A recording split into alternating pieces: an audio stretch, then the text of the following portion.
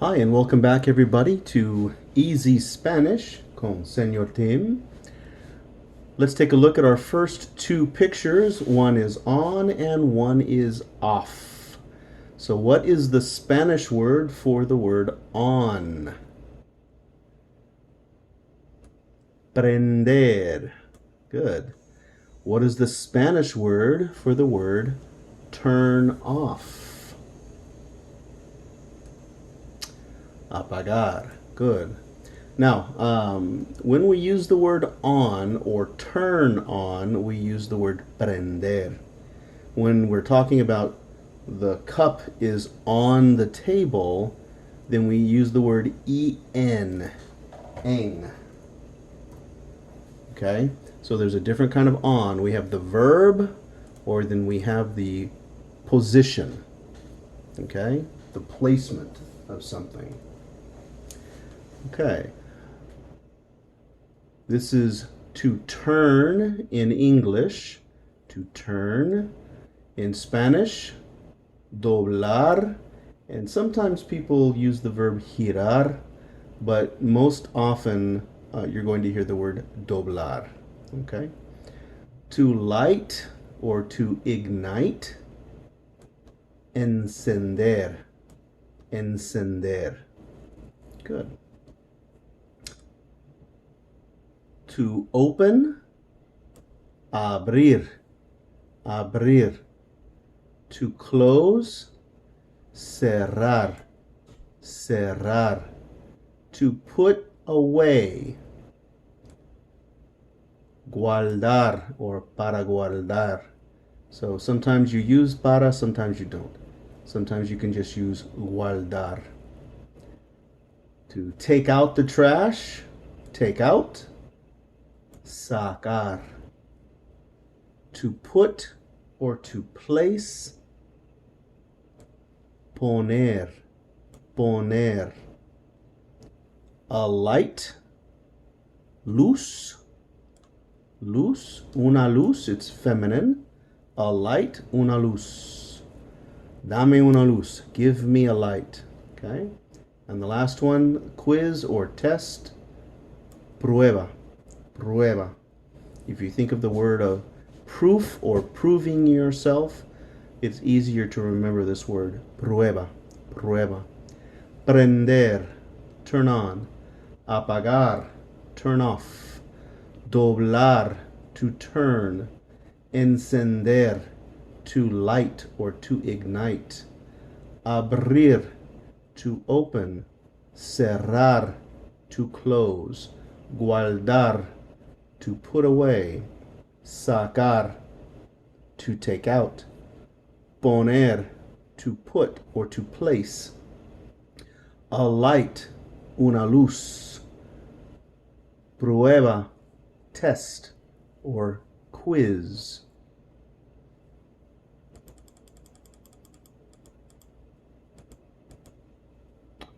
Okay. All right, so here are your examples of guardar and empacar. So when the action is taking place, right then in that moment, we're going to use the ing, packing, okay, which is equivalent to ando. Ing equals ando. Let me just write that down here real quick for you. Ing is the equivalent of ando, okay, in Spanish. Okay, so anytime you hear the word ando, it's going to have the ing, it's present continuous. That means the action is happening right now. So empacar, the infinitive, when we're using that action, empacando. Empacando. Suitcase is maleta. My suitcase. Mi maleta. Empacando mi maleta. Empacando mi maleta. Packing my suitcase. Same thing. Guardar is the verb. Guardando is putting away. Guardando la ropa en el cajón. Guardando la ropa en el cajón. I'm guarding. Sorry. I'm putting away the clothes in the drawer. Okay, this is my clothes, but this la ropa is the clothes. To say my clothes, guardando mi ropa en el cajón. So you can replace la with me like this and say my clothes or the clothes. Okay, guardando la ropa en el cajón or la gaveta, depending on what country you're in. Sometimes they'll say gaveta, which can be a drawer or actually a locker. Okay, so gaveta or cajón. So it depends on the country. Actually, let me make this a little bit smaller. Save this for next time. Okay. Okay, in English we use the word no as the negative in a one-word response, just like we do in Spanish. Do you want to go? No. Same thing in Spanish. ¿Quiere ir? No. We use don't or doesn't as the negative to complete a sentence. In Spanish, it remains no as a one-word response and to negate the sentence. So no means every negative that we use in English can be summed up in one word, no. You just put no in front of the verb. That's it. Okay? So don't, doesn't, isn't, aren't, wasn't, weren't, won't, all of those are no in Spanish. So that is an easy part of Spanish, much easier than trying to memorize 10 or 12 different negative responses. Couldn't, wouldn't. Just use no. Okay? All right, so let's take a look. Prende las luces. Turn on the lights. Negative? No. No prende las luces. Just put no in front. Okay? Apaga las luces. Turn off the lights. No apaga las luces. Now you can use the command form also, but I'm just going to stick with this right now until we're a little bit more advanced. So we're just going to use the no and practice with using no. No prende las luces. No apaga las luces. Okay, so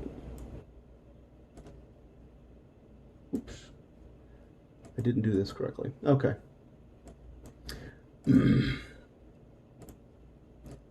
Okay, so one more time, let's practice. Prende las luces. Apaga las luces. No prende las luces. No apaga las luces. Okay, so just use no as the negative and you'll be in good shape.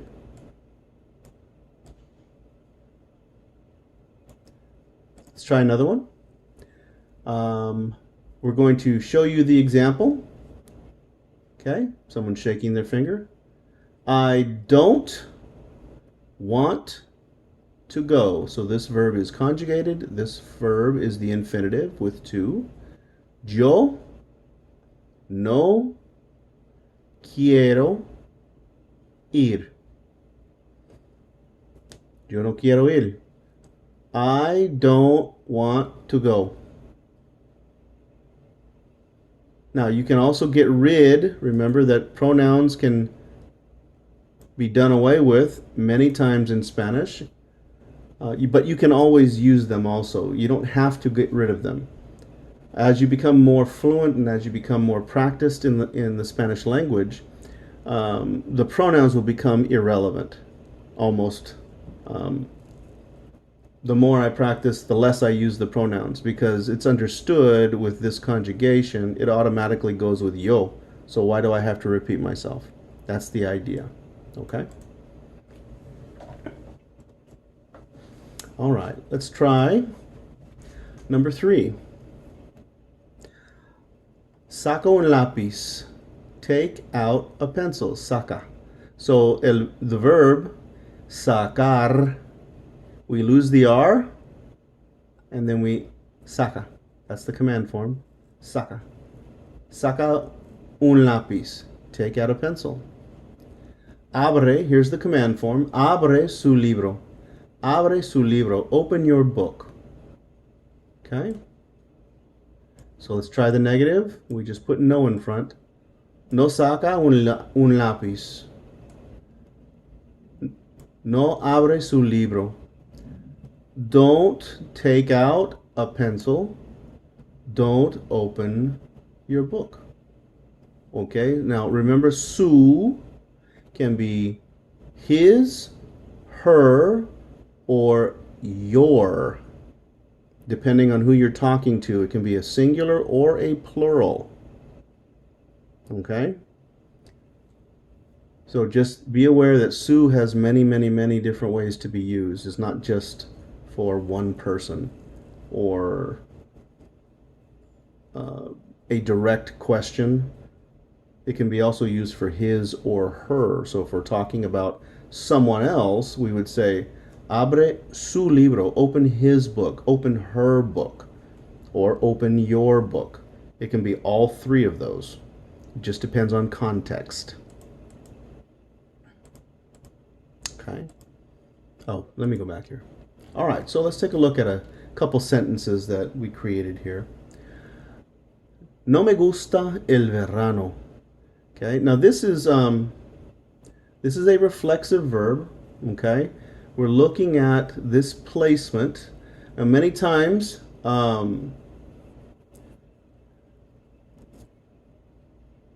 especially with this verb here, this is one of the more difficult verbs to use because it's not a direct translation and you just have to become very familiar with it by usage, by practicing. What it's really saying is Summer doesn't like me. Okay? Yo, I, no, don't, like, summer. Okay? This me, it almost seems like it's very redundant when we say it in English. But you can also say, yo no el verano no me gusta, or, well, that's not really a good translation. El verano no le gusta a mí. Okay, so you can say it backwards. Summer doesn't like me. But this is the popular way of saying, and the most correct way of saying, I don't like summer. Yo no me gusta el verano. Okay. The problem is in English we don't have reflexive verbs, so it takes some time to get to know these and how they work. Okay, and without dwelling on this too much, that it just takes time to get to know how they are used in the Spanish language. Okay, same thing here. Gusta a ella, for her or to her. No le gusta el invierno. She doesn't like winter. Okay, a ella, for her or she. No le gusta. She doesn't like winter. Okay, so here is your reflexive piece. Le gusta, like it. So this is basically saying she doesn't like it winter. I don't like summer. I don't like it summer. That's basically what it's saying. Okay? All right, number 5. Cierra tu libro. Close your book. Close your book. Use the dictionary. Use the dictionary. Okay? No cierra tu libro. No usa el diccionario. No cierra tu libro. Don't close your book. No usa el diccionario. Don't use the dictionary. Okay, we're going to stop there for right now. This is the second part of Chapter 2, Lesson 2. Thank you for joining me to learn Spanish. And remember, practice, practice, practice.